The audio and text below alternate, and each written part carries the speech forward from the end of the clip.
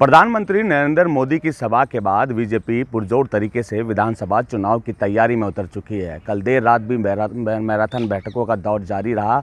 Amit Shah, JP Nadda और BL संतोष के द्वारा पार्टी के पदाधिकारियों की बैठक रखी गई। पहले चुनाव कोर कमेटी की बैठक रखी गई, उसके बाद चुनाव प्रबंधन की बैठक रखी गई। हालांकि बैठक के दौरान अमित शाह और जेपी नड्डा ने नाराजगी भी व्यक्त की। मिली जानकारी के अनुसार परिवर्तन यात्रा में जिस तरह जनता का समर्थन नहीं मिल रहा था, नेताओं के तालमेल नहीं मिल रहे थे, नेता आपस में जो है प्रतिस्पर्धा की भावना रखे हुए थे, इसको लेकर अमित शाह और जेपी नड्डा ने नाराजगी व्यक्त की। हालांकि जिस तरह की जानकारी मिली कि नेताओं की ओर से बताया गया कि चुनाव को लेकर तैयारियां तेज कर दी गई है, पार्टी के पदाधिकारियों को जिम्मेदारियां भी दी गई है।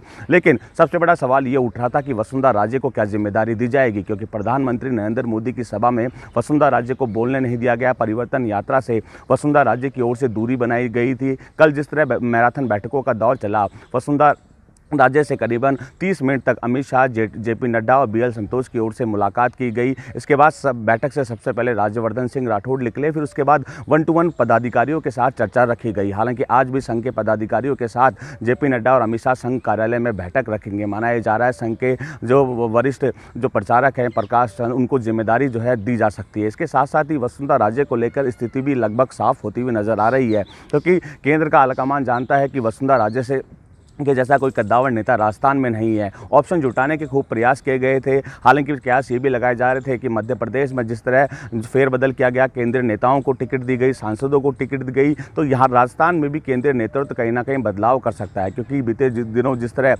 केंद्रीय मंत्री अमित शाह जो है, केंद्रीय मंत्री कैलाश चौधरी, इसके साथ साथ केंद्रीय मंत्री अर्जुन राम मेघवाल जिस तरह एक्टिव दिखे थे, इसके साथ साथ ही सांसदों की अगर बात करें, दिया कुमारी, राज्यवर्धन सिंह राठौड़, राज्यसभा सांसद किरोड़ीलाल मीणा भी एक्टिव दिख रहे थे। बाबा बालकनाथ भी लगातार विधानसभा में अपनी भागीदारी निभा रहे थे। इससे संकेत मिल रहे थे कहीं ना कहीं वसुंधरा राजे को साइडलाइन किया जाएगा। हालांकि केंद्रीय नेतृत्व की ओर से मंथन तो किया गया, लेकिन वसुंधरा राजे का कोई ऑप्शन नहीं मिला, तो निश्चित तौर पर उनको मनाने की कवायद शुरू हो गई।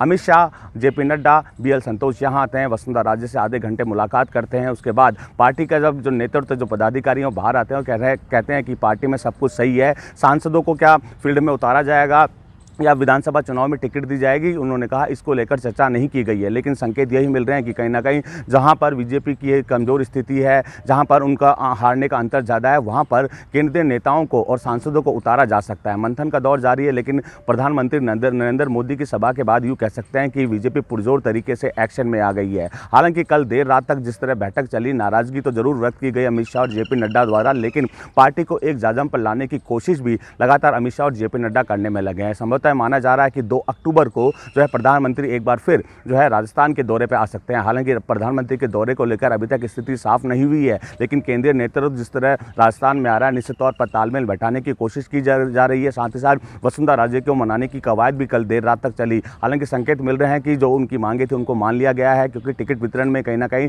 वसुंधरा राजे को दूर करने की मंशा देखने को मिल रही थी। लेकिन अब जिस तरह मैराथन बैठक चली, माना जा रहा है कि अब सब कुछ सही है, पार्टी पुरजोर तरीके से मैदान में उतरने के लिए तैयार है।